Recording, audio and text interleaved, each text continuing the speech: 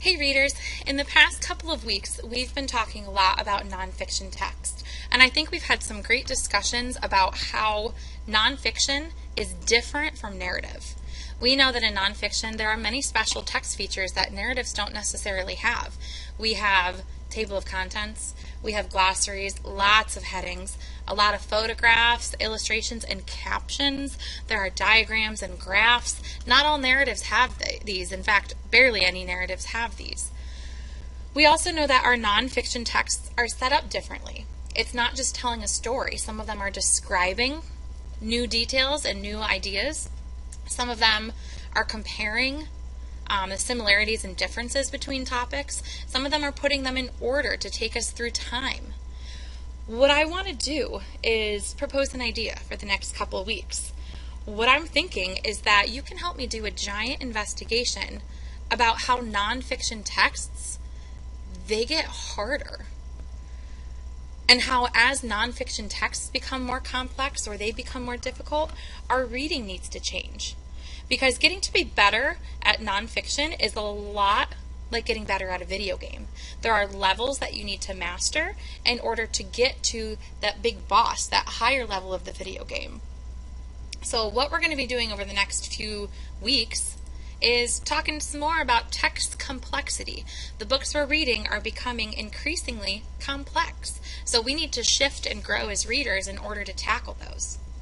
So readers, today I want to teach you that when readers orient themselves to complex nonfiction texts, they use text features and their knowledge of the topic to help. So what is orienting ourselves? We're going to be introducing ourselves to books to figure out, what is it talking about? I know it's going to be confusing, so what can I use to help myself understand it? As you begin reading, you need to live in the gray area for a while. You need to tolerate the confusion, and you need to know that the focus of the text, it may be revealed slowly as we investigate the story. So, in many nonfiction texts, we've had a table of contents. And that table of contents is crystal clear. It tells you exactly what page to find what information on. And from reading those sections in the table of contents, you know exactly what it's going to talk about. Well, I'm here to tell you that's not always going to be the case. Sometimes our table of contents is not going to be totally clear. We're going to read through it and we're going to wonder, what in the world is this table of contents talking about? So we may live a little bit of confusion. But we know that as we make ourselves familiar with the text and we investigate, we're going to be able to clear that up. So let me give you an example here. So I have a book. I've never read it. Maybe you've seen it. I don't know. But I've never read it. I haven't opened it up yet. I'm just going to orient myself or make myself become familiar with it. So I see on the title it's called When Lunch Strikes Back, Wickedly Clever Animal Defenses. But even just from that title, I'm like, what do you mean when lunch strikes back? I'm not sure, is this somebody getting sick? You're eating your lunch and it's not really working for your stomach? Or what's going on? So I'm going to keep investigating. I'm going to look at the table of contents here. I see it says the challenge of survival, slip slamming away, concealed weapons, toxic bubbles, master blasters. I'm not really sure what this is talking about. So this is an example of a table of contents that really doesn't help me out. Let me take a look at the back. Newts can pop their rib bones right through their skin. Termites that carry poison-filled backpacks. Lizards that can shoot blood from their eyes. Some animals are good at self-defense. These animals are amazing, so watch out. So I do notice it says self-defense. So when lunch strikes back, self-defense, looks like they have a lot of ways to fight and protect themselves. So maybe this book will talk about how animals can protect themselves. I'm going to open up, let's see, let's look back at my table of contents. I'm just going to go to my introduction, page 4. I'm glad it gives me an introduction because I think that's going to help me really orient myself with the book.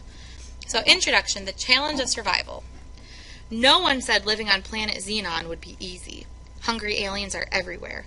A new group just slithered into view. The aliens are well armed with lasers and a contraption that shoots out nets for capturing prey. The prey, of course, is you. You'll roll your shoulders and grip the video game controls. Thumbs poised over the buttons, you're ready to defend yourselves with weapons of your own. You're not going down without a fight.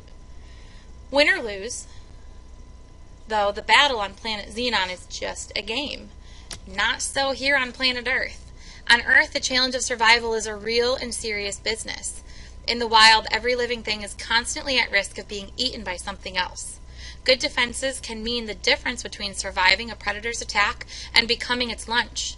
Sharp teeth and claws are common defense weapons among Earth's animals. So are clever camouflage and being very, very good at hiding. And don't forget speed for fast getaways.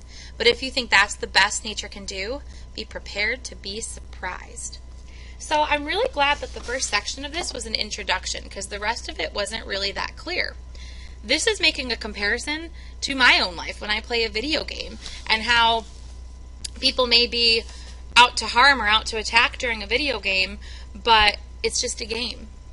In real life, there are animals, as we've learned about the food chain, there are animals who are the predators and animals who are the prey. So I think this book, based on the front, the back, a little bit of the table of contents, and an introduction, I think this book is going to be about those animals who are the prey and what they do to fight back.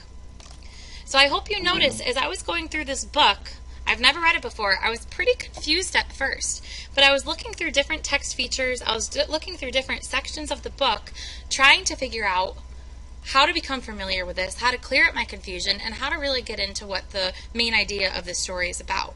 So my expectation for reading is that this book is going to be about prey in the food chain and how they protect themselves. So you all have books in your desk. If you don't, it's probably time to get a new one. I want you to show it off. So you're going to go into Google Classroom today. There's going to be a link to a recap. I want you to talk about your book. Show me the front cover, show me the back cover, show me the table of contents, and tell me based on those, what is your book about? If I were to read that book, what could I expect to learn? Once you've done that, you may jump into your reading. Happy reading!